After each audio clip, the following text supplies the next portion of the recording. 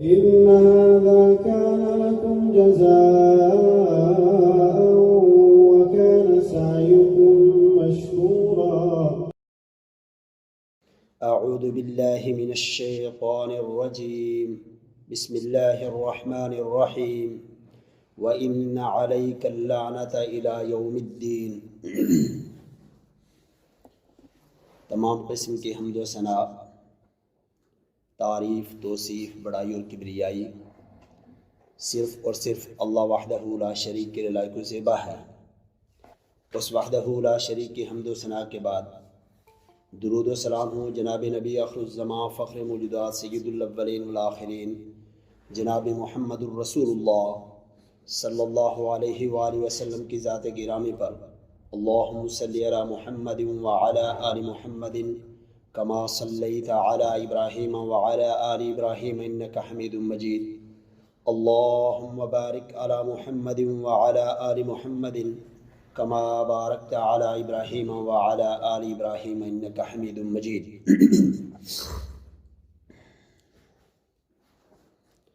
اللہ رب العزت نے جناب رسول کائنات علیہ السلام کو پوری کائنات کے لیے رحمت کائنات بنا کر مبعوث فرمایا۔ رسول رحمت علیہ السلام نے پوری کائنات کی انسانیت کو رشد و ہدایت، فلاح و بہبودی کی طرف گامزن فرمایا، دعوت اللہ دی۔ غرض یہ کہ کوئی بھی ایسا امر باقی نہیں بچا جس کے متعلق رسول کائنات علیہ السلام نے اپنے احادیث اور فرامین میں اس کی وضاحت و تشریح بیان نہ فرما دی ہو۔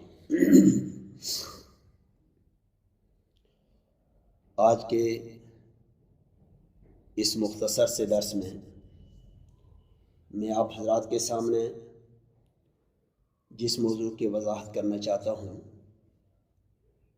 وہ بڑا ہی اہم موضوع ہے، ہر مسلمان کے لیے، ہر ذی شعور انسان کے لیے۔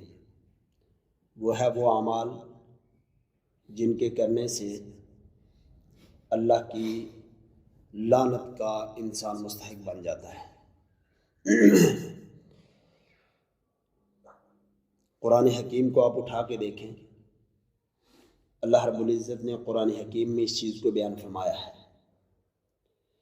اور سب سے پہلے جس کے اوپر اللہ کی طرف سے لعنت کی گئی اس کا نام ابلیس ہے۔ ابلیس وہ پہلا ہے جس کے اوپر اللہ رب العزت کی طرف سے لعنت، پھٹکار پڑی ہے۔ اور قرآن حکیم میں اللہ رب العزت نے اس کو بیان بھی فرمایا ہے کہ جب جناب آدم علیہ السلام کو اللہ رب العزت نے پیدا فرمایا اور پھر اس کے بعد تمام فرشتوں کو کہا کہ آپ جناب آدم کے سامنے سجدہ کریں، فسجدوا الا ابلیس، سب نے سجدہ کیا لیکن ابلیس نے سجدہ نہیں کیا۔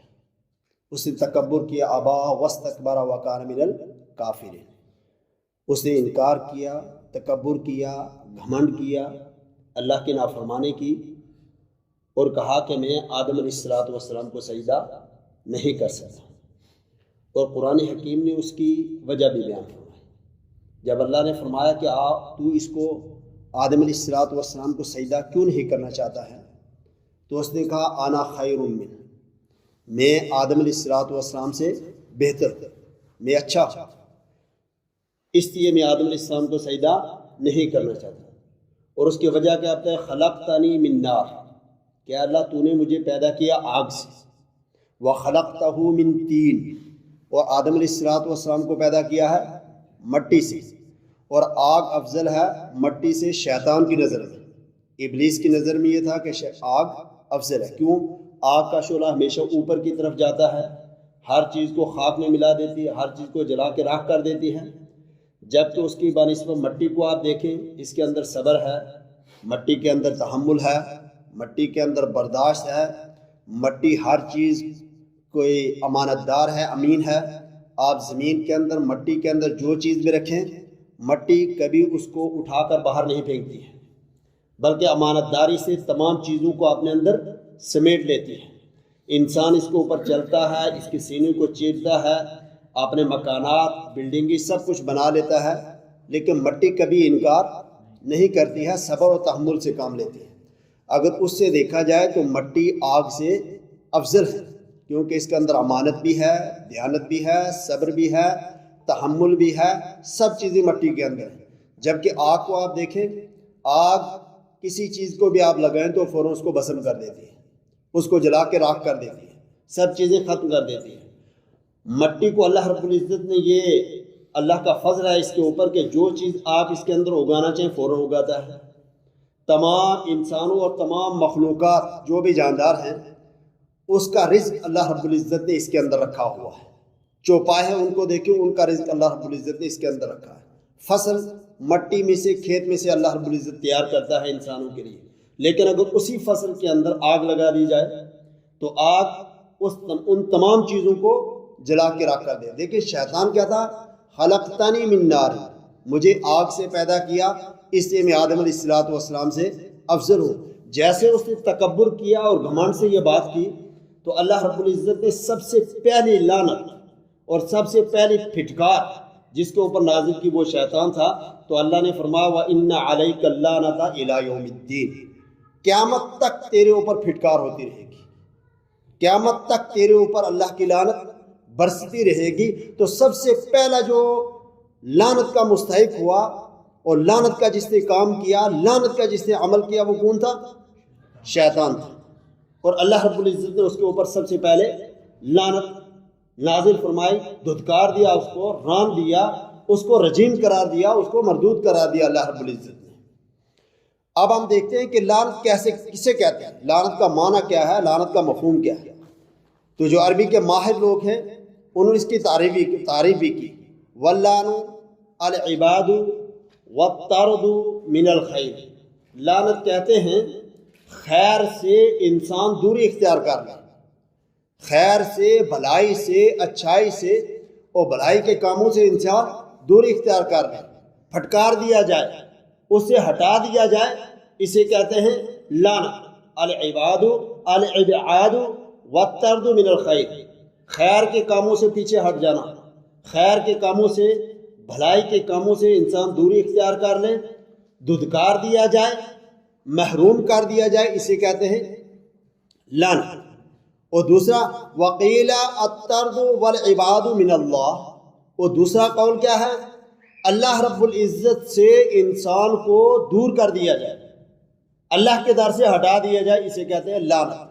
اور مفسرین نے اللہ رب العزت کے اس قول کی تعریف یہ کی، لعنہ اللہ، اس کا جو مفہوم اللہ مفسرین نے نکالا وہ کیا ہے، لعنہ اللہ، اللہ رب العزت نے اس شخص کو اپنی رحمت سے دور کر دیا۔ دوسرا مفہوم، اللہ رب العزت کسی شخص کو اپنی رحمت سے دور کر دے، اسے کہتے ہیں لعنت، اسے کہتے ہیں لعنت۔ لعنت کا مفہوم کیا ہمیں سمجھ میں آیا کہ اللہ کی رحمت سے دوری، اللہ کی پھٹکار پڑنا، اللہ کسی شخص کو دنیا اور آخرت کے اندر رسوا کر دے، اللہ کسی شخص کو ذلیل کر دے، اسے کہتے ہیں لعنت۔ اور جس شخص کے اوپر اللہ کی لعنت ہوئی، اللہ کے در سے ران دیا گیا، اللہ کے در سے ہٹا دیا گیا، اللہ کی پھٹکار، اللہ کی لعنت اور ذلیل اور رسوا کر دیا گیا، اسے ہم کہتے ہیں ملعون۔ اللہ کی لعنت جس شخص کو، اسے کیا کہتے ہیں، ملعون۔ اسی لیے جب بھی ابلیس کا نام لیا جاتا ہے کیا کہتے ہیں، ابلیس ملعون، مطلب ابلیس ایسا جس کے اوپر اللہ کی لعنت کی گئی ہے، اسے کہتے ہیں ملعون۔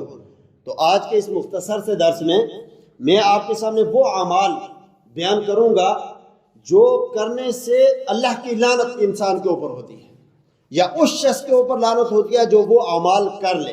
اگر اس طرح ہم دیکھیں تو 23-24 اعمال ایسے ہیں، برے اعمال، اللہ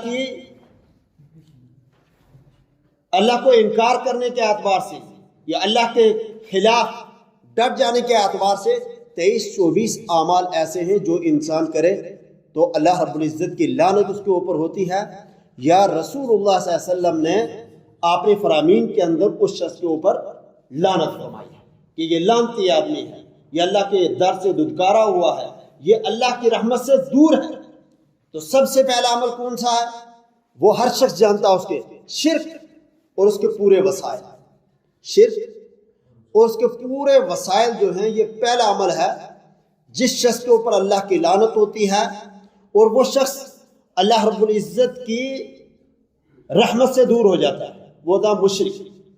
شرک تو آپ جانتے ہیں، اللہ کو چھوڑ کر غیر اللہ کے در کے اوپر انسان چلا جائے، اللہ کو چھوڑ کر کسی غیر کے سامنے سجدہ کرے، اللہ کے چھوڑ کر کسی غیر کے در کے اوپر حاضر ہو جائے، اللہ کو چھوڑ کر کسی کے لیے غیر کے لیے نذر و نیاز کرے، اللہ کو چھوڑ کر کسی دوسرے کے در کے اوپر سجدہ کرے، اللہ کے چھوڑ کر کسی دوسرے سے مدد طلب کرے، کسی دوسرے سے پناہ طلب کرے، کسی دوسرے سے دعا اور مناجات کرے غیر اللہ کے لیے، اسے کیا کہتے ہیں؟ شرک کہتے ہیں۔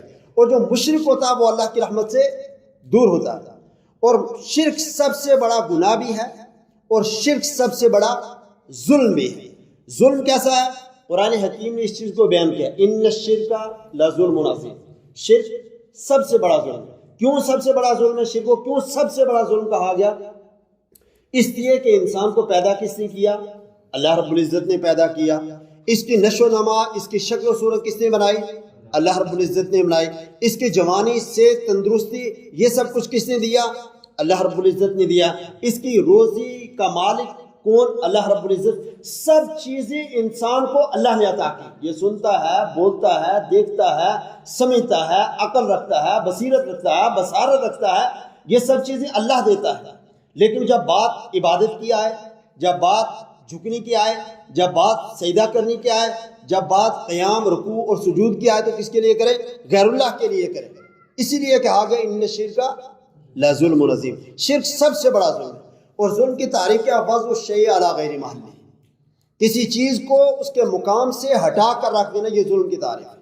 جیسے یہ ٹوپی میں نے لگا کے رکھی ہے، اس کا مقام سر ہے، لیکن اس کو اتار کر انسان پاؤں میں رکھے تو یہ اس کے اوپر ظلم ہے۔ یہ اس کے اوپر کیا ظلم ہے؟ کیوں؟ جو اس کا اصل مقام تھا اس سے ہٹا کے رکھ دینا کسی چیز کو، یہی ظلم ہے۔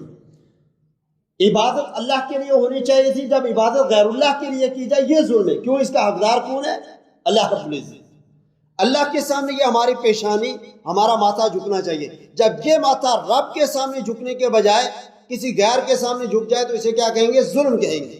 اسی لیے شرک کو کہا گیا ان الشرک لظلم عظیم، شرک سب سے بڑا ظلم ہے۔ اور سب سے بڑا گناہ کیوں ہے؟ اس لیے کہ معاف ہی نہیں ہوتا جب تک کہ توبہ نہ کی جائے، اور شرک کی حالت میں مار جائے تو اللہ معاف نہیں کرے گا، جبکہ دوسرے گناہوں کو اللہ چاہے تو معاف کر دے، اللہ چاہے معاف کر دے، لیکن شرک ایسا گناہ جو معاف نہیں ہوتا۔ قرآن حکیم میں اس میں اللہ رب العزت نے اس کو بیان کیا، ان اللہ لا یغفر ان یشرک بہ ویغفر ما دون ذلک لمن یشاء، اللہ شرک کو کبھی معاف نہیں کرے گا، اس کے علاوہ جو گناہ ہے اللہ معاف کر سکتا ہے، جو کوتاہی اللہ اس کو معاف کر سکتا ہے۔ لیکن اللہ کے در کو چھوڑ کر جب کوئی انسان کسی غیر اللہ کے در پہ جائے تب معافی نہیں ہوتی ہے۔ مشرک کو اللہ معاف کبھی نہیں کرے گا جب تک کہ وہ توبہ کر کے راہ راست پر اللہ کو نہ مان لے اور تمام عبادات اللہ کے لیے خالص نہ کر لے، تب تک وہ معاف نہیں ہو سکتا۔ اسی چیز کو جناب سیدہ عائشہ رضی اللہ تعالی عنہا نے حدیث کے اندر بیان کیا، حدیث کے اندر بیان کیا کہ رسول اللہ صلی اللہ علیہ وسلم کی آخری مرض، جسے مرض الموت کہتے ہیں، جس میں اللہ کے رسول صلی اللہ علیہ وسلم دنیا سے چلے گئے، اللہ کے رسول صلی اللہ علیہ وسلم کی وفات ہو گئی، اللہ کے رسول صلی اللہ علیہ وسلم رحلت کر گئے، اس مرض کے اندر اللہ کے رسول صلی اللہ علیہ وسلم نے بار بار اس چیز کو بیان فرمایا، کیا؟ لعن اللہ الیہود والنصارى اتخذوا قبور انبیائہم مساجد۔ اصل جو بات میں عرض کرنا چاہتا ہے، اللہ کی لعنت کا موجب بنتے ہیں وہ لوگ جو غیر اللہ کے در پہ جائیں، اور اس کی دلیل رسول اللہ صلی اللہ علیہ وسلم کی یہ حدیث، یہ فرمان بخاری مسلم کی روایت، لعن اللہ الیہود والنصارى، اللہ کی لعنت ہو کس کے اوپر؟ یہود اور نصارہ کے اوپر۔ کیوں؟ اتخذوا قبور انبیائہم مساجدہ، انہوں نے انبیاء کی قبروں کو سجدہ گاہ بنا لیا۔ جو انبیاء، جو رسول آئے، ان کے قبروں کو سجدہ گاہ بنا لیا، مسجد بنا لیا، ان کے قبروں کے اوپر گئے، ان کو سجدہ کرنا شروع کر دیا۔ رسول اللہ صلی اللہ علیہ وسلم فرمایا اللہ کی لعنت ہے ایسے لوگوں کے اوپر۔ پتہ کیا چلا؟ قبروں کے اوپر سجدہ کرنا، قبروں کا طواف کرنا، قبروں کے پاس اس لیے جانا کہ اللہ کا قرب حاصل کر لیں گے، اور یہ جو قبر کے اندر موجود ہیں یہ ہمیں کچھ دیں گے، اور ان سے نذر و نیاز، چڑھاوا یا یہ چیزیں قبر والے کے لیے جب خاص کریں گے تو اللہ کی لعنت ایسے لوگوں کے اوپر ہوگی۔ اور دوسری حدیث حضرت عائشہ صدیقہ طاہرہ مطہرہ رضی اللہ تعالیٰ نے بیان کرتے ہیں کہ جناب ام سلمہ رضی اللہ تعالیٰ عنہ اور جناب سیدہ ام حبیبہ رضی اللہ تعالیٰ عنہ حبشہ کی طرف ہجرت کی، وہاں پر دیکھا کہ جو گرجا گھر ہے اس کے اندر تصویریں لوگوں نے رکھی. جب واپس آئیں تو رسول اللہ صلی اللہ علیہ وسلم کے سامنے اس چیز کو بیان کیا اور کہا کہ اللہ کے رسول صلی اللہ علیہ وسلم وہاں گرجا گھروں کے اندر تصویریں رکھی ہوئی ہیں. تو رسول اللہ صلی اللہ علیہ وسلم بخاری مسلم کی روایت فرمایا اولئک اذا مات فیہم الرجل الصالح او العبد الصالح بنوا علی قبرہ مسجدا. رسول اللہ صلی اللہ علیہ وسلم فرمایا کہ ان لوگوں کے اندر یہ بیماری تھی, یہ بڑی بیماری تھی. کیا؟ اذا مات فیہم الرجل الصالح, جب کوئی نیک آدمی ان میں سے وفات پا جاتا, مر جاتا. اول عبد الصالح, یا نیک بندہ کوئی اللہ کا, دونوں روایت موجود, دونوں الفاظ موجود ہیں. ایک الرجل الصالح, نیک آدمی دنیا سے چلا جاتا, مر جاتا, یا عبد الصالح, نیک بندہ اللہ کا کوئی دنیا سے چلا جاتا, کیا کرتے؟ بنو علی قبرہ مسجدہ, اس کے قبر کو سجدہ گاہ بنا لیتے, اس کے قبر کے اوپر مسجد تعمیر کر لیتے, اس کے قبر سے تمام وہ چیزیں جو اللہ سے مانگنی اس سے مانگنا شروع کر دیتے. بنو علی قبرہ مسجدہ وصوروا فیہ تلک الصور, اور پھر ان نیک لوگوں کی تصویریں اس مزار کے اندر, اس مسجد کے اندر, اس سجدہ گاہ جو بنا لیتے اس کے اندر رکھ دیتے. تو رسول اللہ صلی اللہ علیہ وسلم کیا فرمایا؟ اولئک شرار الخلق عند اللہ, یہ اللہ کی مخلوق میں سے سب سے بدتر لوگ ہیں, سب سے برے لوگ ہیں جو یہ اللہ کے در کو چھوڑ کر غیر اللہ کے در کے اوپر چلے جائیں, اللہ کے در کو چھوڑ کر غیر کے سامنے سجدہ ریز ہو جائیں, اللہ کے در کو چھوڑ کر غیر اللہ سے اپنی امیدیں وابستہ کر لیں, اللہ کا ڈر دل کے اندر نہ رکھ کر غیر اللہ کا ڈر اپنے دل کے اندر سما لیں, اللہ کو چھوڑ کر دوسروں سے کے اوپر بھروسہ کر لیں. یہ سب سے برے لوگ ہیں. اور عبادات جتنی بھی ہیں اور عبادات کی جتنی قسمیں ہیں ان سب میں اللہ ہی کے لیے وہ سب کرنے ہیں. جیسے اللہ کو چھوڑ کر دوسرے کی طرف آپ کی نیت گئی, آپ کا دل دوسرے کی طرف متوجہ ہوا, اولئک شرار الخلق عند اللہ, اللہ کی طرف سے سب سے برے مخلوق میں شمار ہونا شروع کر لیا. جیسے ذبح کرنا ہے, ذبح صرف اللہ کے نام پہ کیا جاتا ہے, اللہ کے علاوہ اور اللہ کے نام کو چھوڑ کر کسی غیر اللہ کے نام پر جانور ذبح کرنا جائز نہیں, اور اگر کوئی کر لے تو یہ شرک ہے. کسی قبر, کسی مزار, کسی ولی یا کسی آدمی کے در کے اوپر انسان جانور کو لے جائے, اگر اللہ ہی کا نام لے کر ذبح کرے لیکن نیت اس کے لیے ہو تو یہ بھی شرک ہے, اور یہ بھی غیر اللہ کے لیے. اور اللہ کے رسول صلی اللہ علیہ وسلم نے اس کے اوپر لعن اللہ من ذبح لغیر اللہ, اللہ کی لعنت ہو اس شخص کے اوپر جو کسی غیر کے لیے ذبح کرے. اور دوسری حدیث کیا؟ ملعون من ذبح لغیر اللہ, وہ شخص ملعون ہے جو اللہ کو چھوڑ کر کسی دوسرے کے نام پر ذبح کرے. تو پتہ کیا چلا؟ اللہ کے ساتھ شرک کرنا, اور شرک کے لیے جو بھی وسائل انسان اختیار کرتا جائے وہ جیسے ہی وسائل اختیار کرے گا مشرک ہو جائے گا, اور جو مشرک ہے اس کے اوپر اللہ کی لعنت ہوتی ہے. وہ قبر کا پجاری ہو, وہ درخت کا پجاری ہو, وہ شجر کا پجاری ہو, وہ کسی زندے کا پجاری ہو, کسی مردے کا پجاری ہو, کسی بھی اعتبار سے ہو, جیسے ہی اس نے کرنا شروع کیا تو اللہ کی لعنت و پھٹکار اس کے اوپر ہونا شروع ہو جاتی ہے. تو پہلا عمل جو لعنت کا موجب بنتا ہے, اللہ کی لعنت ہوتی ہے, وہ کیا ہے؟ شرک اور اس کے پورے وسائل, شرک اور اس کے. دوسرا, واضح دلائل اور ہدایت کو چھپا لینا. واضح دلائل آپ کے پاس موجود ہیں, ہدایت آپ کے پاس موجود ہے, لیکن ان واضح دلائل کو انسان چھپا لے, یا ان دلائل کو چھپائے نہ بلکہ اپنے مکتبہ فکر کے لحاظ سے کہ یہ اس کے خلاف ہے, اس کے اندر توڑ مڑوڑ پیش کرے, اس کے اندر کمی اور زیادتی کرے, اس کا مفہوم غلط طریقے سے بیان کرے, اس کا جو معنی ہے, اس کے جو مطالب ہیں اس کے اندر کمی اور زیادتی کرے. صرف کس لیے؟ اپنی ذات کے لیے, اپنے مستق کے لیے, یا اپنا مکتبہ فکر کو ثابت کرنے کے لیے, اپنے نظریات کو ثابت کرنے کے لیے. اللہ اور اس کے رسول کی طرف سے جو دلائل ہیں ان کو چھپا لے انسان. یہ دوسرا عمل ہے, اور جو شخص بھی ایسا کرتا اللہ کی لعنت کا موجب بنتا ہے. اللہ کی لعنت ہوتی ہے اس کے اوپر. کیوں؟ اللہ اور اس کے رسول کی بات کو چھپا لینا, علم کو چھپا لینا. جس کے پاس علم موجود ہے اس سے کوئی سوال کیا گیا اور اس سوال کا جواب اس کے ذہن کے اندر موجود تھا, رسول اللہ صلی اللہ علیہ وسلم کی حدیث موجود تھی, لیکن اس نے وہ حدیث، وہ اللہ کا فرمان اس کو نہیں بتایا، علم کو چھپا لیا۔ جو علم کو چھپائے، واضح دلائل آ جائے اس کو نہ مانے اور لوگوں کو غلط چیزیں بتلائے، ایسے شخص کے اوپر بھی اللہ کی لعنت ہوتی ہے۔ اللہ رب العزت نے قرآن حکیم کے اندر اس چیز کو بیان فرمایا ان الذین یکتمون ما انزلنا من البینات والہدی من بعد ما بیناہ للناس فی الکتاب اولئک یلعنہم اللہ ویلعنہم اللائنون۔ وہ لوگ جن کو اللہ رب العزت نے ظاہر دلیلیں اور ہدایت ان کی طرف نازل کی ہے، من بعد ما بیناہ للناس، اس کے باوجود کہ اللہ رب العزت نے لوگوں کے اوپر وہ دلائل واضح کر دیے، اللہ رب العزت نے لوگوں کے سامنے انہیں بیان کر دیا، لیکن اس کے باوجود بھی کیا کرتے ہیں؟ یکتمون، وہ چھپا لیتے ہیں۔ جیسے یہود کے اندر تھا، یہود کے اندر یہ چیز موجود تھی کہ جب بھی ان میں سے کوئی بڑا آدمی کوئی گناہ کرتا، لوگ اس عالم اور راہی کے پاس آتے بتاتے تو وہ اللہ کے رسول کی طرف سے جو حکم تھا، جو سزا تھی، اس کو چھپا لیتا، اس کے لیے الگ تھا۔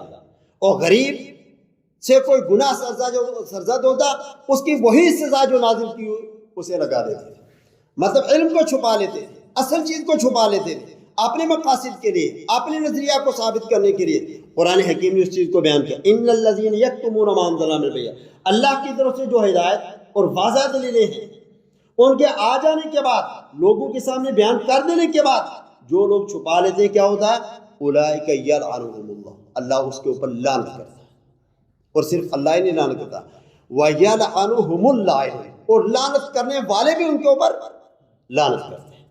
واضح دلائل کو چھپا لینا بھی اللہ کے لعنت کا مستحق بنتا ہے۔ آج کے دور کو آپ دیکھیں، مسلمانوں کو آپ دیکھیں، کتنے مسائل ایسے ہیں جہاں پر اللہ اور اس کے رسول کے واضح دلائل موجود ہیں۔ مختلف عبادات، آپ نماز کو دیکھ لیجئے، آپ روزوں کو دیکھ لیجئے، آپ تراویح کو دیکھ لیجئے، آپ رفع الدین کو دیکھ لیجئے، آپ امین بالجار کو دیکھ لیجئے، آپ حج کے مسائل کو اٹھا کے دیکھ لیجئے، ہر مسئلے کے اندر اللہ اور اس کے رسول کے واضح فرامین موجود ہیں، دلائل موجود ہیں نا، کتاب و سنت سے صحیح سند کے ساتھ دلائل موجود، اللہ کی کتاب کے اندر آیات موجود، لیکن اس کے باوجود بھی کیا ہے؟ علماء چھپا لیتے ہیں، اصل بات اصلا مسئلہ لوگوں کے سامنے بیان نہیں کرتے ہیں۔ کس لیے؟ صرف مکتبہ فکر کو بچا لینے کے لیے۔ ایسے لوگ جو علم کو چھپائیں، سچی بات، حق بات لوگوں کے سامنے ظاہر نہ کریں، اسی بھی وجہ سے تو اللہ رب العزت نے قرآن حکیم کے اندر فرمایا اولئک یلعنہم اللہ، ایسے لوگوں کے اوپر اللہ کی لعنت ہوتی ہے۔ اور قرآن حکیم میں سورہ بقرہ میں دوسرا، ان الذین یکتمون ما انزل اللہ من الکتاب ویشترون بہ ثمنا قلیلا، وہ لوگ جو اللہ رب العزت کی طرف سے جو اس کی کتاب کے اندر نازل احکام ہیں ان کو چھپا لیتے ہیں، ویشترون بہ ثمنا قلیلا، اور تھوڑی سی قیمت میں اللہ کی آیات کو بیچ دیتے ہیں، اولئک ما یاکلون فی بطونہم الا النار، وہ اپنے پیٹوں کے اندر صرف آگ بھرتے ہیں، ولا یکلمہم اللہ یوم القیامہ، اللہ قیامت کے دن ایسے لوگوں سے بات بھی نہیں کرے گا، ولا یزکیہم، اللہ ایسے لوگوں کو پاک اور صاف بھی نہیں کرے گا، وَلَهُمْ عَذَابٌ علیم، ایسے لوگوں کے لیے اللہ کی طرف سے دردناک عذاب ہے، جو علم کو چھپا لیں، جو اصل بات کو چھپا لیں، جو واضح دلیلوں کو چھپا کر ضعیف اور غلط چیزیں لوگوں کے سامنے بیان کر دیں، اللہ کی لعنت ہوتی ہے ایسے لوگوں کے اوپر۔ اور رسول اللہ صلی اللہ علیہ وسلم اس چیز کو بیان کیا، من سئل عن علم علمہ، جس شخص سے کسی چیز کے بارے میں سوال کیا گیا وہ اسے جانتا تھا، ثم کتمہ، پھر اس کو چھپا دیا، الجمہ یوم القیامت بلجام من نار، قیامت کے دن اسے آگ کی لگام پہنائی جائے گی۔ کسی مسئلے کے بارے میں علمی اعتبار سے کوئی شخص جانتا تھا، سوال کیا گیا، نہیں بتلایا، چھپا لیا اس کو، اگر میں بتلا دوں گا تو پھر میں کہاں جاؤں گا؟ جو بات ہم پہلے بتاتے رہے اس کا کیا کروں گا؟ لوگ کہتے ہیں ہمارے آباء و اجداد ایسے کرتے ہوئے آئے، آج ہم کیسے چھوڑ سکتے ہیں؟ اصل مسئلہ جانتے ہوئے لوگ اس کو چھپا لیتے ہیں۔ تو رسول اللہ صلی اللہ علیہ وسلم نے فرمایا جس سے سوال کیا گیا وہ جانتا تھا اور دلائل اس کے پاس موجود تھے، لیکن اس کے باوجود بھی اس نے اس کو چھپا دیا، الجم یوم القیامہ، قیامت کے دن لگام پہنائی، کس چیز کی؟ من نار، آگ کی لگام پہنائی جائے گی۔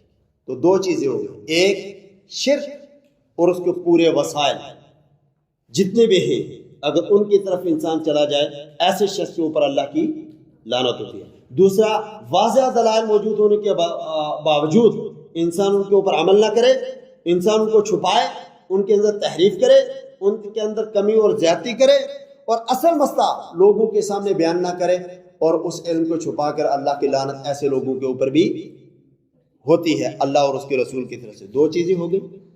تیسری چیز ہے برائی سے منع نہ کرنا، برائی سے منع نہ کرنا، کہ انسان کے سامنے برائی ہوتے رہے، غلط اعمال ہوتے رہیں، فواہش کا ارتکاب ہوتا رہے، لیکن انسان کبھی یہ زحمت گوارا نہ کرے کہ ہم اپنے بھائی کو دعوت دیں اور جو یہ غلط چیز کر رہا ہے اس سے منع کر دیں۔ انسان خاموشی اختیار کر کے رکھے ایک، اور یا اس کام کے اندر انسان خود بھی شامل ہو جائے، منع بھی نہ کرے، شامل بھی ہو جائے۔ اسی طرح معروف کا حکم بھی نہ دے کہ کوئی آپ خود نماز پڑھنے کے لیے چلے جائیں، ساتھ میں آپ کا دوست، آپ کا ساتھی موجود ہے، اس کو نماز پڑھنے کے لیے نہ کہیں۔ معروف کا حکم ہے چلے نماز پڑھنے کے لیے چلتے ہیں، چلے مسجد کی طرف چلتے ہیں، چلے دینی درس سنتے ہیں۔ معروف کا حکم دینا ہے اور برائی سے منع کرنا ہے، یہ اسلامی شریعت کا ایک اہم فریضہ ہے۔ تامرون بالمعروف وتنہون عن المنکر، اچھائی کا حکم دینا، برائی سے روکنا، یہ اسلامی فریضہ ہے، اور یہ ہر مسلمان کے اوپر فرض ہے کہ اچھائی کا حکم دے اور برائی سے روکے۔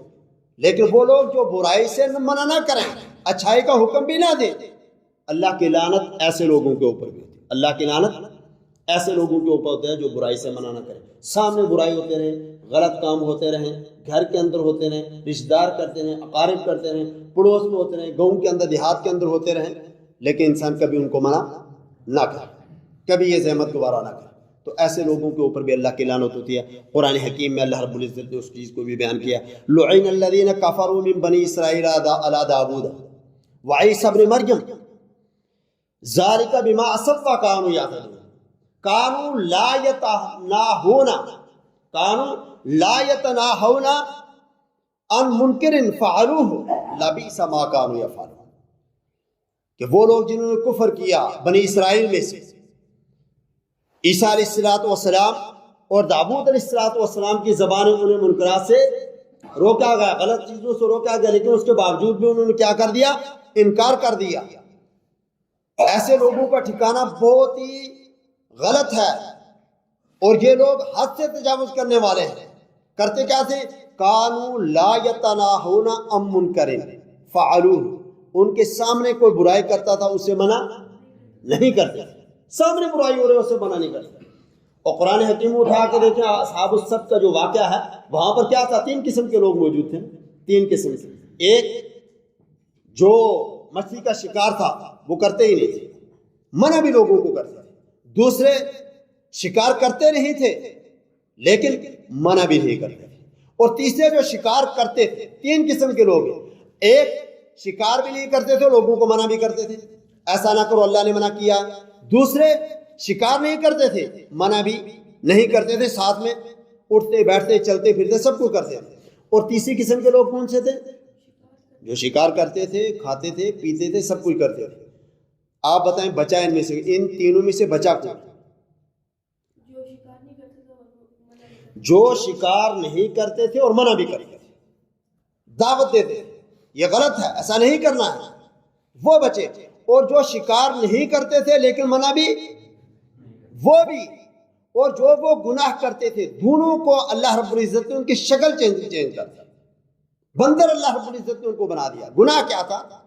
ایک سب کچھ کرنے والے تھے گناہ، اور ایک کرنے والے نہیں تھے لیکن منع بھی نہیں کرتے، دونوں کی شکل اللہ رب العزت نے چینج کر دی۔ تو پتہ کیا چلتا؟ برائی سے رکنا بھی ہے، باز بھی رہنا، اور برائی سے لوگوں کو منع بھی کرنا ہے۔ اگر آپ منع نہیں کریں گے لیکن خود وہ عمل نہیں کرتے، منع نہیں کرتے، اٹھتے بیٹھتے سب کچھ کرتے ہیں، تو ان لوگوں کے ساتھ آپ کا شمار ہوگا جو وہ عمل کرتے ہیں۔ تو پتہ یہ چلا کہ برائی سے رکنا بھی ہے اور برائی سے لوگوں کو روکنا بھی ہے۔ اور قرآن حکیم میں یہ خصلت جو ہے کہ برائی سے روکنا نا، یہ منافقین کی اللہ رب العزت نے ذکر کیا کہ منافق کے اندر یہ بات ہوتی ہے، وہ برائی سے کبھی منع نہیں کرتا، ساتھ میں شامل رہتا ہے۔ قرآن حکیم نے اس کو بیان کیا، المنافقون والمنافقات بعضهم من بعض، منافق مرد ہوں یا منافق عورتوں، وہ ایک دوسرے کے ساتھ ملے جلے رہتے ہیں، ایک ہی چیز کے چٹے بٹے ہوتے ہیں، منافق مرد و منافق عورتیں۔ یامرون بالمنکر، وہ برائی کا حکم دیتے ہیں، برائی کا حکم دیتے ہیں۔ کہ جب بھی وہ کوئی برائی کرنے کے لیے جاتے ہیں چلو یار ہمارے ساتھ چلو کیا ہو جائے کچھ نہیں ہوتا. وَيَنْهَوْنَ عَنِ الْمَعْرُوفِ اور معروف سے روکتے ہیں. کیسے روکتے ہیں؟ آپ نماز پڑھنے کے لیے تیار ہو, آپ کا دوست ہے 2 منٹ رک جاؤ کیا ہو جائے گا, پڑھ لیں گے بعد میں. کون سی نماز نماز تو پڑھتے رہتے ہیں زندگی کے اندر, تو خود معروف سے منع کرتے ہیں لوگوں, مختلف طریقوں سے مختلف وسائل سے منع کرتے ہیں لوگوں کو. تو یامرون بالمنکر, منکر کا حکم دینا اور اچھائی سے روکنا یہ منافقین کی عادت ہے. اور ایک چیز وہ وَيَقْبِضُونَ أَيْدِيَهُمْ, آپ مٹھی کو بند کر کے رکھتے ہیں. مٹھی کو بند کرنے سے مراد کیا ہے؟ بخیلی, کنجوسی, اللہ کے راستے میں خرچ نہ کرنا, اللہ کے راستے میں نہ دینا, بخل اختیار کر لیں, یہ بھی کہتے ہیں. نسوا اللہ, وہ اللہ کو بولے ہوئے اور اللہ ان کو بولا ہوگا. اور اللہ رب العزت وعد اللہ المنافقین والمنافقات والکفار نار جہنم خالدین فیہا. اللہ رب العزت نے منافقین سے یہ وعدہ کیا ہوا کہ اللہ رب العزت انہیں ہمیشہ جہنم کے اندر داخل کرے گا. وَلَعَنَهُمُ اللَّهُ, اور اللہ کی لعنت بھی ایسے لوگوں کے اوپر ہوگی, ایسے لوگوں کے اوپر. وَلَعَنَهُمُ اللَّهُ وَلَهُمْ عَذَابٌ مُقِيمٌ, اور ان کے اوپر ایسا عذاب ہے جو ہمیشہ رہے گا. تو یہ تیسری قسم کے لوگ کون سے ہیں؟ برائی سے منع نہیں کرتے ہیں. پتہ یہ چلا کہ انسان اگر خود بھلائی کرے لیکن برائی سے روکے نہ تب بھی کامیابی نہیں ہے. یہ دونوں چیز لازم ہے, اچھائی کا حکم بھی دینا ہے اور برائی سے منع بھی کرنا ہے. یہ دونوں ساتھ ساتھ میں کریں گے تو کامیابی ہے. اگر برائی سے منع کرنا چھوڑ دیا تو ان لوگوں میں شمار ہو جائیں گے جو ملعون لوگ ہیں. چوتھی چیز قطع رحمی کرنا. چوتھی چیز قطع رحمی کرنا, اپنے رشتہ داروں سے حسن سلوک نہ کرنا بلکہ تعلقات کو ختم کرنا. تھوڑا سا جھگڑا ہوا, تھوڑی سی کوئی بات ہوگی تو فوراً قطع تعلق, میں نہیں جاؤں گا ان کے گھر, مجھے ان کے قبروں کے اوپر اللہ نہ لے جائے, میں اپنے گھر میں ٹھیک ہوں, مجھے کوئی ضرورت ان کی نہیں ہے. قطع رحمی کر لینا. رسول اللہ صلی اللہ علیہ وسلم نے غیروں کے ساتھ بھی, غیر مسلموں کے ساتھ بھی حسن سلوک کا حکم دیا ہے. حضرت اسماء بنت ابی بکر رضی اللہ تعالیٰ عنہ کی والدہ ان کے گھر تشریف لائیں. حضرت اسماء بنت ابی بکر رسول اللہ صلی اللہ علیہ وسلم کے پاس گئیں.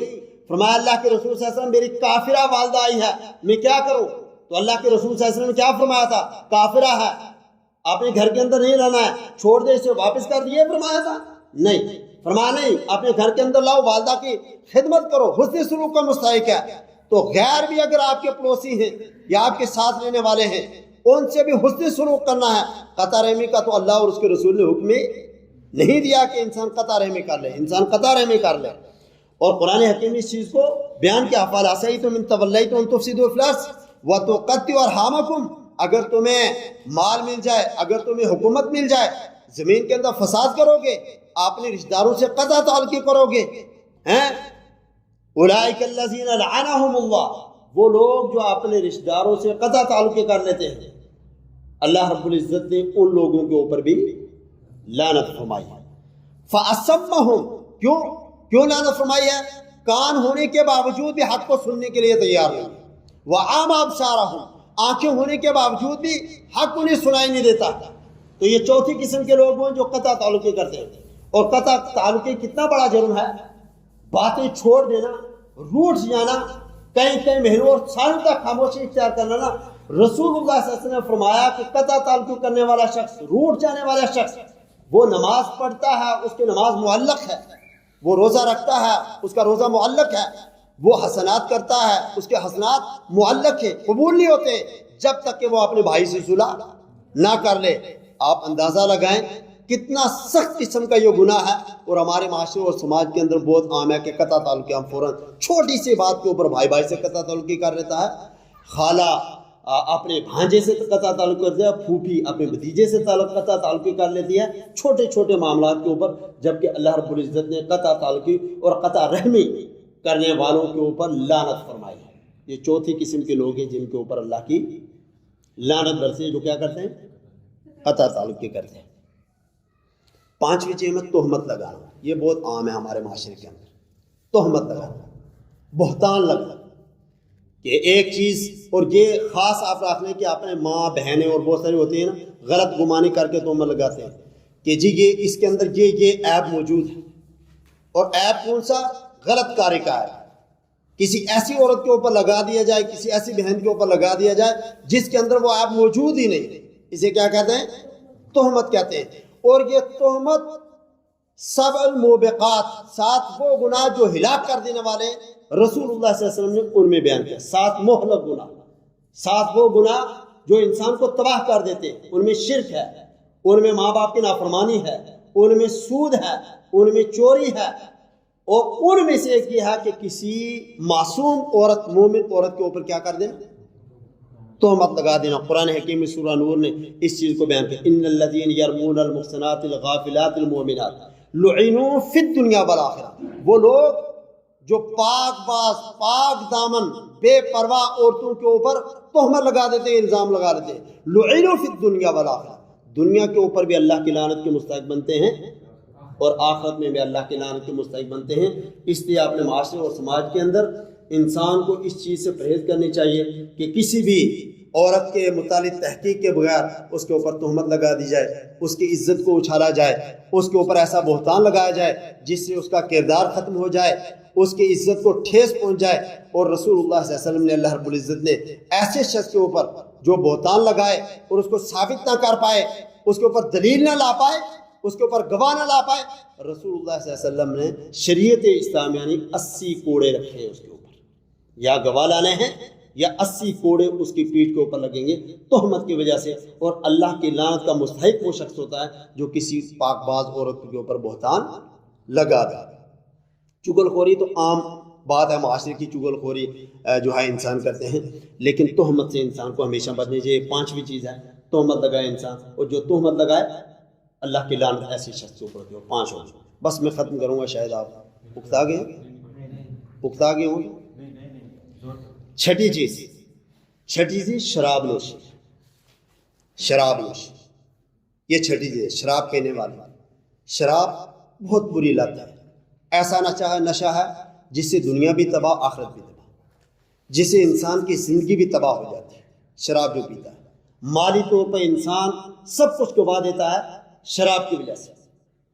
عقلی طور پر جب شراب پی لیتا ہے، عقل معاف ہو جاتی ہے، ختم ہو جاتی ہے، ماں بہن کی تمیز ختم ہو جاتی ہے، رشتہ داروں کی تمیز ختم ہو جاتی ہے، وہ نالی میں ہے یا گھر پر ہے یہ تمیز ختم ہو جاتی ہے، وہ پانی پی رہا ہے یا پیشاب اس کے منہ میں جا رہا ہے، تمیزیں ختم ہو جاتی ہے۔ شراب سے انسان کا دماغ، انسان کا ذہن اور انسان کی صحت یہ بھی برباد، اور شراب سے انسان کا مال وہ بھی برباد، اور شراب سے انسان کا گھر اور انسان کا اپنے جو اہل اولاد وہ بھی سب تباہ ہو جاتے ہیں۔ ایسی بیماری ہے شراب۔ آپ دیکھیں جو شراب پینے والے ہیں نا، اچھی خاصی آمدنی والے لوگ بھی تباہ و برباد ہو کے رہ جاتے ہیں، ان کے اولاد مفلسی اور تنگی میں پڑ جاتے ہیں۔ ایسی بیماری ہے، اور ایسی سخت قسم کا یہ شراب نوشی کا گناہ، جس کے بارے میں رسول اللہ صلی اللہ علیہ وسلم نے اور اللہ رب العزت نے صرف ایک شرابی کے اوپر لعنت نہیں کی ہے، کیا آپ یہ سوچیں جو شراب پیتا اس کے اوپر لعنت کی ہے؟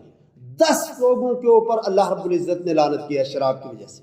کتنے لوگوں کے اوپر؟ 10 لوگ ملعون ہیں جو شراب کے ساتھ جڑے ہوئے۔ انسان یہ سمجھتا ہے کہ شراب ایک پیتا ہے، پھر 10 کے اوپر اللہ رب العزت نے، شریعت اسلامیہ نے، رسول اللہ صلی اللہ علیہ وسلم نے کیوں لعنت بھیجی ہے؟ جو بھی اس سے ملا ہوا ہے، جو بھی اس سے کانٹیکٹ میں ہے، ان سب کے اوپر اللہ رب العزت نے لعنت بھیجی ہے۔ اتنا بڑا گناہ ہے شراب نوشی۔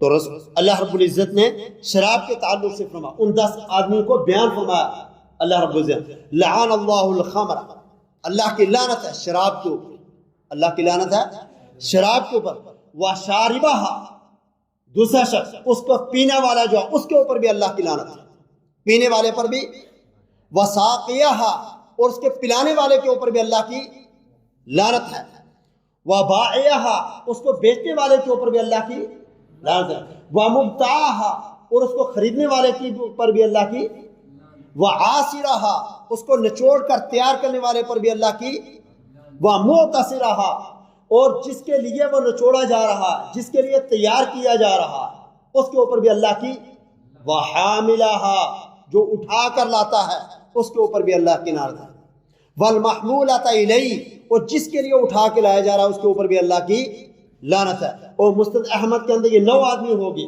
ایک شراب اس کے اوپر اللہ کی لعنت، دوسرا پینے والا اس کے اوپر اللہ کی لعنت، تیسرا پلانے والا اس کے اوپر اللہ کی لعنت، چوتھا بیچنے والا اس کے اوپر اللہ کی لعنت، پانچواں خریدنے والا اس کے اوپر اللہ کی لعنت، چھٹا نچوڑنے والا اس کے اوپر اللہ کی لعنت، اور ساتواں جس کے لیے نچوڑا جا رہا تیار کیا جا اس کے اوپر اللہ کی لعنت، اور آٹھواں اٹھانے والا جو اٹھا کے لا رہا ہے گودام کے اندر دکان کے اندر اس کے اوپر اللہ کی لعنت، اور نوواں جس کے لیے لایا جا رہا ہے والمحمولۃ الیہ جس کے لیے لایا جا رہا ہے جو اب پیے گا اس کو جو استعمال کرے گا اس کے اوپر بھی اللہ کی لعنت ہے، اور 10واں مسند کے احمد کے اندر اس کو روایت کیا وآکل ثمنھا جو اس کی قیمت کو کھاتا اس کے اوپر بھی اللہ کی لعنت ہے۔ آپ اندازہ لگا سکتے ہیں کتنی بڑی برائی ہے، کتنا بڑا گناہ ہے، گناہ کبیرہ میں سے ہے، اور 10 لوگ جو اس سے جڑے ہوئے جو اس کو تیار کر رہے ہیں جو اس میں شامل ہو رہے ہیں، اللہ اور اس کے رسول نے شریعت اسلامیہ 10 کے اوپر لعنت فرمائی ہے۔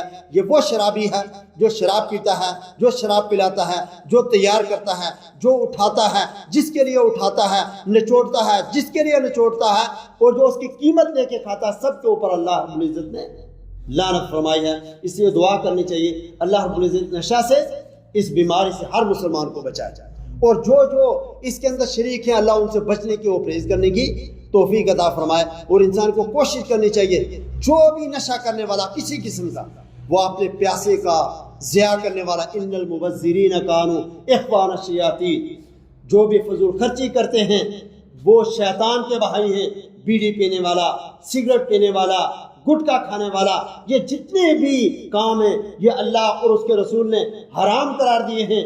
مال کا ضیاع، صحت کا ضیاع اور اپنے آل و اولاد کے لیے یہ نقصان دہ ہے، اس کے اندر کوئی نفع نہیں ہے۔ تو یہ 6 چیزیں ہو گئی، شراب نوشی یہ 6ٹھی چیز ہے، شراب نوشی کرنے والا اس کے اوپر اللہ کی لعنت، اس سے جڑے ہوئے 9 آدمی اور جو جڑے ہوئے ان کے اوپر بھی اللہ کی لعنت۔ اور 7ویں چیز ہے رشوت لینا اور دینا، رشوت لینا، اور جو رشوت لیتا ہے دیتا ہے اس کے اوپر بھی اللہ کی لعنت ہے۔ رشوت ایک ایسا ناسور ہے، ایک ایسی بیماری ہے جو ہر معاشرے اور سماج کے اندر موجود ہوتی ہے، اور رشوت جو لینا اور دینے کا عمل ہوتا ہے یہ کسی کے حق کو غصب کرنا ہوتا ہے، کسی کو حق کو مارنے کے لیے، کسی کے حق کو ہڑپ کرنے کے لیے، کسی کے حق کو غصب کرنے کے لیے رشوت لین دین کا کاروبار ہوتا ہے، کہ وہ خود ڈیزرو نہیں کرتا ہے، وہ خود اس کا مستحق نہیں ہے، لیکن رشوت دے کر آپ کا حق مار لیتا ہے، کسی دوسرے کا حق مار لیتا ہے۔ رسول اللہ صلی اللہ علیہ وسلم نے ایسے شخص کے اوپر لعنت بھیجی، اللہ رب العزت نے بھی ایسے شخص کے اوپر لعنت بھیجی، صرف رسول اللہ نے نہیں، اللہ رب العزت نے بھی لعنت بھیجی اور رسول اللہ صلی اللہ علیہ وسلم نے بھی ایسے شخص کے اوپر لعن اللہ الراشی والمرتشی فی الحکم، اللہ نے لعنت بھیجی ہے فیصلے میں رشوت لینے والے اور رشوت دینے والے کے اوپر۔ لعن رسول اللہ صلی اللہ علیہ وسلم الراشی والمرتشی، اللہ کے رسول نے بھی لعنت بھیجی ہے کس کے اوپر؟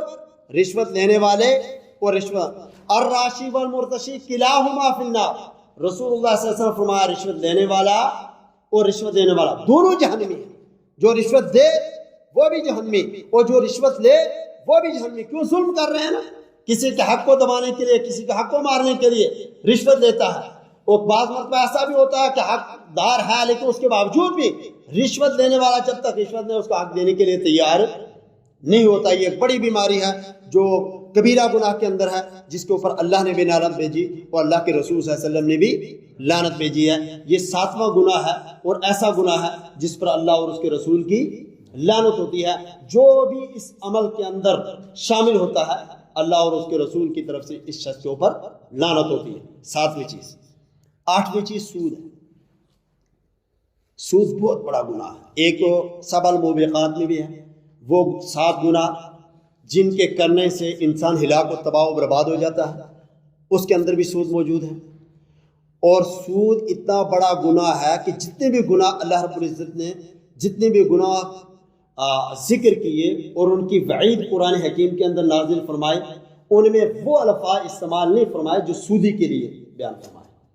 قرآن حکیم کو اٹھا کے دیکھیں، سورہ بقرہ کے اندر اللہ فرمائے فَاذَنُوا بِحَرْبٍ مِّنَ اللَّهِ وَرَسُولِهِ، جو سودی کاروبار کرتا ہے، سودی لین دین کرتا ہے، سودی کام کے اندر شامل ہے، فَاذَنُوا بِحَرْبٍ مِّنَ اللَّهِ وَرَسُولِهِ، وہ اللہ اور اس کے رسول کے ساتھ جنگ کرتا ہے۔ آپ چوری کو لیں، زنا کو لیں، اور جتنے بڑے گناہ ہیں سب کو لے لیں اور قرآن حکیم کو اٹھا کے دیکھیں، قرآن حکیم میں ان سب گناہوں کے لیے ایسا لفظ استعمال نے فرمایا فَاذَنُوا بِحَرْبٍ مِّنَ اللَّهِ وَرَسُولِهِ، وہ اللہ اور اس کے رسول سے جنگ کرے۔ لیکن جو سودی کاروبار کرتا ہے اللہ نے فرمایا وہ اللہ اور اس کے رسول کے ساتھ لڑائی کرنے کے لیے تیار ہے، اور جو اللہ اور اس کے رسول کے ساتھ لڑائی کرے اس کے بارے میں آپ کا کیا خیال ہے؟ کتنا بڑا گنہگار ہے۔ ایک بات پھر رسول اللہ صلی اللہ علیہ وسلم کی حدیث کو اٹھا کے دیکھیں، اللہ کے نبی صلی اللہ علیہ وسلم نے فرمایا کہ سود کے 70 قسمیں ہیں، یا سود کے 73 گناہ ہیں۔ کتنے؟ 73 قسم کے گناہ ہیں سود کے، اور سب سے ہلکا جو آئی ہے این کے ہر رجل امہ، کہ انسان اپنی ماں سے نکاح کر لے، سب سے ہلکا گناہ ہے این کے ہر رجل امہ، انسان اپنی ماں سے نکاح کر لے، یہ سب سے ہلکا گناہ ہے۔ 73 قسموں میں سے سب سے ہلکی قسم سود کی یہ ہے جو رسول اللہ صلی اللہ علیہ وسلم بیان فرمائی۔ آپ اندازہ رہیں، استغفر اللہ کی پناہ ہے، جو سودی کاروبار کے اندر ملوث ہے کتنے وعید ہیں، اور دوسری حدیث کے اندر رسول اللہ صلی اللہ علیہ وسلم نے اس سے بھی سخت وعید بیان فرمایا جو سودی کاروبار کرتا ہے، سودی لین دین کے اندر شامل ہے، اللہ کے رسول صلی اللہ علیہ وسلم اس کا سب سے ہلکا گناہ یہ ہے کہ وہ 36 مرتبہ اپنے والدہ سے منہ کالا کرتا ہے۔ سودی کاروبار کرنے والا کتنا بڑا گناہ ہے۔ ایک اللہ اور رسول کے ساتھ جنگ کرتا ہے، دوسرا این کے ہر رجل امہ، اپنی ماں کے ساتھ نکاح کر لے ایسا گناہ، تیسرا ایسا گناہ کہ اپنی والدہ سے استغفر اللہ 36 مرتبہ منہ کالا کر لے، یہ ہلکا گناہ ہے۔ اب جو بڑے ہیں اس کا آپ اندازہ لگائیں اللہ کے نزدیک کتنی بڑی بیماری، کتنا سخت گناہ ہے۔ آج کے معاشرے کے اندر آپ دیکھیں اللہ ماشاء اللہ 100 میں سے 1-2% لوگ وہ ہوں گے جو سودی کاروبار سے بچے ہوتے ہیں، جو سودی معاملات سے بچے ہو، سودی لین دین سے بچے ہوتے ہیں، ورنہ کاروبار کے اندر سود، دکان کے اندر سود، گھر کے اندر سود، گاڑی سودی کاروبار کے اوپر، اور تمام معاملات سود ہی پر انسان چلتے ہیں۔ ایک مکان انسان بناتا ہے وہ سودی پیسے لے کے بناتا ہے۔ آپ بتائیں اس سود کا پیسہ جو مکان کے اندر لگا ہوا ہے، نماز قبول ہوگی آپ کی؟ عبادت قبول ہوگی آپ کی؟ تلاوت قبول آپ کی ہوگی؟ وہ سودی کاروبار سے پیسہ کمائے جو اولاد کے اوپر انسان خرچ کرے، اس اولاد کی تربیت شریعت اسلامیہ کے مطابق ہوگی؟ وہ اولاد ماں باپ کی فرمانبردار ہو سکتی ہے؟ جو حرام کا پیسہ کمایا ہوا اور سودی کاروبار کا کمایا ہوا انسان یہ سمجھے میں بوڑھا ہو جاؤں گا، میرے باپ میری اولاد میری خدمت کرے گی، کبھی ایسا نہیں ہو سکتا۔ کیوں؟ فَاذَنُوا بِحَرْبٍ مِّنَ اللَّهِ وَرَسُولِهِ، سود کا کاروبار کرنے والا اللہ اور اس کے رسول سے جنگ کرتا ہے۔ اور سود کے جو کاروبار کرتے ہیں 4 لوگوں کے اوپر اللہ کے رسول صلی اللہ علیہ وسلم لعنت فرمائی۔ کتنے لوگوں کے اوپر؟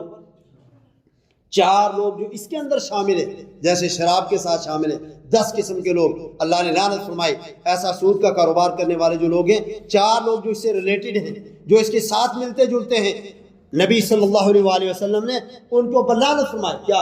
لعن رسول اللہ صلی اللہ علیہ وسلم آکل الربا، اللہ کے رسول صلی اللہ علیہ وسلم نے لعنت فرمائی ہے سود کھانے والے پر، آکل الربا، سود کھانے والے پر، وَمُوكِلَهُ، اور جس کے لیے وہ کر رہا اس کے اوپر بھی اللہ کے رسول صلی اللہ علیہ وسلم نے لعنت فرمائی ہے۔ وَكَاتِبَهُ، تیسرا جو لکھنے والا ہے، لکھتے ہیں نا، لکھ لیتے ہیں جی اتنے % کے اوپر آپ کو اتنے پیسے دیے جاتے ہیں، 100 کے اوپر 10% لیں گے، 100 کے اوپر 20% ہم سود لیں گے آپ سے، تو اس کو تحریر ہوتی ہے۔ وَكَاتِبَهُ، اس کا لکھنے والا جو اس تحریر کو لکھے، رسول اللہ صلی اللہ علیہ وسلم نے اس کے اوپر بھی لعنت فرمائی۔ وَشَاهِدَيْهِ، اور جو اس کے اوپر گواہ رکھے جائیں، 2 گواہ 3 گواہ، کہ یہ گواہ رہیں گے آپ کے سامنے، اتنے % سود کے اوپر ہماری بات طے ہوئی ہے، آپ گواہ رہیں، رسول اللہ صلی اللہ علیہ وسلم نے ان کے اوپر بھی لعنت فرمائی ہے۔ اور فرمایا وَقَالَهُمْ سَوَاءٌ، یہ سب کے سب برابر ہیں، جو سود لے رہا ہے وہ بھی برابر، جو دے رہا ہے وہ بھی برابر، جو لکھ رہا ہے وہ بھی گناہ کے اندر برابر، اور جو اس کے اوپر گواہ ہے وہ بھی اس کے اوپر برابر ہیں۔ 4 قسم کے لوگ جو اس کے ساتھ ملے ہوئے ہیں، رسول اللہ صلی اللہ علیہ وسلم نے اس کے اوپر لعنت فرمائی۔ یہ 7ویں قسم تھی۔ 8ویں قسم تھی کہ 8واں ایسا عمل ہے، ایسا گناہ ہے جو انسان کر لے، اللہ ایسی توفیق کی کسی مسلمان کو نہ دے، لیکن اگر کوئی کرتا ہے تو اس کے اوپر اللہ اور اس کے رسول کی طرف سے لعنت ہوتی ہے۔ آخری بات عرض کر ختم کروں گا، 9واں عمل، یہ 24 ہے، لمبا وقت چاہیے۔ 9واں عمل ہے چوری کرنا۔ چوری کرنا بڑا گناہ ہے، کبیرہ گناہ ہے، کبیرہ گناہ ہے، لیکن جو چوری کرتا ہے، کیوں اللہ رب العزت نے اور رسول اکرم علیہ الصلوۃ والسلام نے شریعت اسلامیہ نے مسلمانوں کے مال کو تحفظ دیا ہے۔ مسلمان غیر مسلم بھی اگر آپ کے حکومت کے اندر آپ کے ساتھ رہتے ہیں تو شریعت اسلامیہ آپ کو حکم دیا کہ ان کے مال کی حفاظت بھی کریں، ان کے مال کو بھی غصب نہیں کرنا، ان کے مال پر بھی ہاتھ نہیں ڈالنا، ان کے مال میں بھی چوری نہیں کرنی، خیانت نہیں کرنی، غیر ہی کیوں نہ ہو، سب کا مال محفوظ ہے۔ اللہ نے جہاں خون، انسان کی عزت، آبرو کی حفاظت کا ذمہ لیا، وہاں پر ساتھ ساتھ میں آپ کے مالوں کا ذمہ بھی ایک مسلمان کے اوپر ہے۔ لیکن جو شخص کسی کے مال چرا لے، چوری کر لے، اللہ رب العزت نے اس کے اوپر لعنت، لعن اللہ السارق، اللہ رب العزت نے چور کے اوپر لعنت فرمائی۔ یسرق البیضۃ، وہ ایک انڈا کو چوری کرتا ہے، فتقطع یدہ، اس کا ہاتھ اس کے بدلے میں کاٹ دیا جاتا ہے۔ ایک انڈا چوری کرتا ہے، چھوٹی سی چوری کی، لیکن چوری کی سزا کیا؟ ہاتھ کاٹ دیا جاتا ہے۔ رسول اللہ صلی اللہ علیہ وسلم اللہ رب العزت نے فرمایا اللہ کی لعنت ہو اس شخص کے اوپر جو مسلمان کے مال میں چوری کرے، اور چوری بھی کیا کرے؟ انڈا چوری کر لے، ہاتھ کاٹ کے۔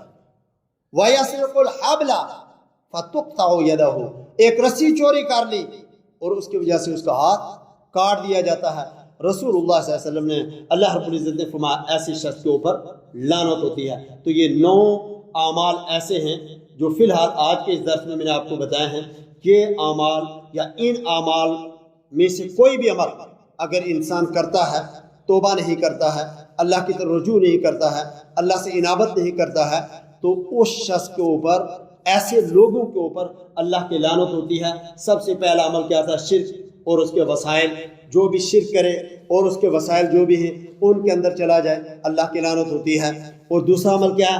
واضح دلائل آ جائیں آپ کے پاس، ان دلائل کو، ان بینات کو انسان چھپا لے، لوگوں کو نہ بتائے۔ علم آپ کے پاس موجود ہے، اس علم کے بارے میں آپ سے کوئی سوال کرے لیکن آپ نہ بتائیں، چھپا لیں، اللہ کی لعنت ایسے لوگوں کے اوپر ہوتی ہے۔ اور تیسری چیز کیا ہے؟